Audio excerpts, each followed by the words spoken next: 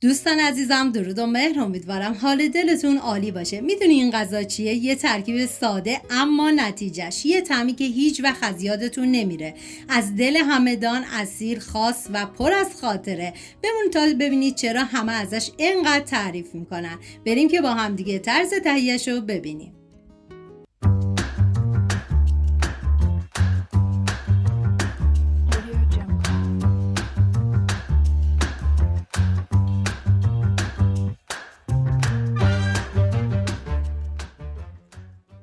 پیازی که من استفاده کردم چون ریز بود از 5 عدد استفاده شده، ولی شما اگه پیاز بزرگ داشتین از 1 عدد استفاده کنید. این آبگوشت برای 5 نفر در نظر گرفته شده. شما به اساس تعداد نفرات باید مواد کم یا زیاد کنید. 1 عدد کلم قمری نیاز داریم که باید پوستشو و اون سطحی که خیلی ضخیم هست رو حتما بگیرید و به صورت مکعبی ریز کنید. من از 3 عدد سیب زمینی متوسط استفاده کردم که شما میتونید از 1 عدد سیب زمینی بزرگ استفاده کنید. داخل قابلمه مقداری کره حیوانی ریختم که همیشه گفتم برای غذای سنتی اگر امکانش بود از روغن و کره حیوانی استفاده بشه خیلی بهتره، چون عطر و طعم غذا رو فوق العاده خوشمزه تر میکنه. پیازی که ریز کردم و میریزم داخل قابلمه، هم میزنم و میذارم کمی نرم و شیشه‌ای بشه. برای این تعداد نفرات من 500 گرم گوشت گوسفندی استفاده کردم و میریزم داخل قابلمه، هم میزنم و میذارم تا کمی تف بخورن.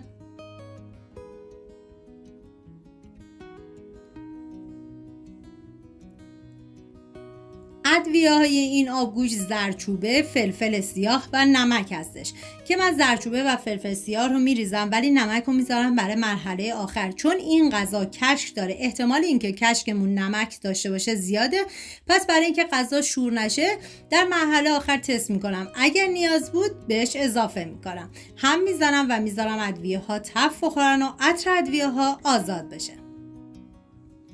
200 گرم نخود که معادل 1 لیوان سرپر میشه از شب قبل خیس کردم و چندین مرتبه آبشو عوض کردم.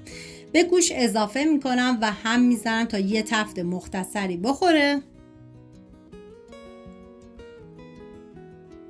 و آب جوش بهش اضافه میکنم. زمان میدم تا نخود و گوشت بپزه. این فقط یه غذا نیست، یه یادگاری از دل همدانه. واقعا باید از مردم همدان تشکر کرد که این طعم خاص رو با عشق زنده نگه داشتن.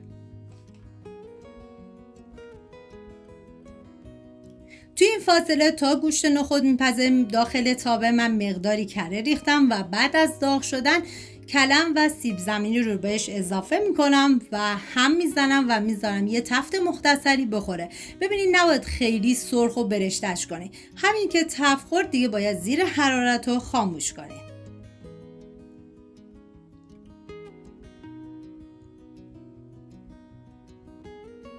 و اینجا دوباره یه هم میزنم و دیگه زیر حرارت رو خاموش میکنم. میریم سراغ آبگوشت که دیگه تقریبا گوشت و نخود پخته شده. توی این مرحله کلم و سیب زمینی رو بهش اضافه میکنم و میذارم تا کلم و سیب زمینی هم کاملا بپزه و آبگوشت ما جا بیفته. یه هم میزنم تا با هم دیگه مخلوط بشن. واقعا یه ترکیب عالی و فوق العاده خوشمزه.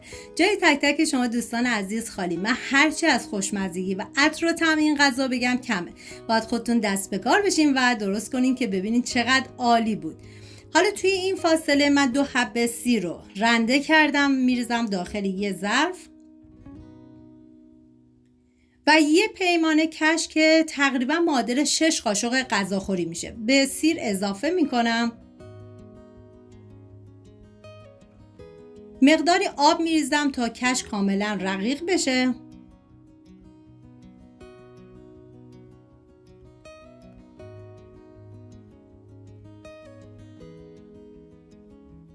و میریم سراغ آبگوشت که دیگه کاملا پخته و جا افتاده. توی این مرحله کشک رو باید بهش اضافه کنید. زمانی که کشک رو اضافه کردید باید سریع هم بزنید وگرنه بریده میشه و زمان بدید به مدت نیم ساعت الی 40 دقیقه دیگه این آبگوشت بپزه و جا بیفته. من خودم اولین بار بود که این آبگوشت رو درست کردم، واقعا عالی بود. بهتون پیشنهاد میکنم که حتما درستش کنید. نمکش رو تست کردم، دیدم کمه، توی این مرحله بهش اضافه کردم و هم میزنم و دیگه بهش زمان میدم.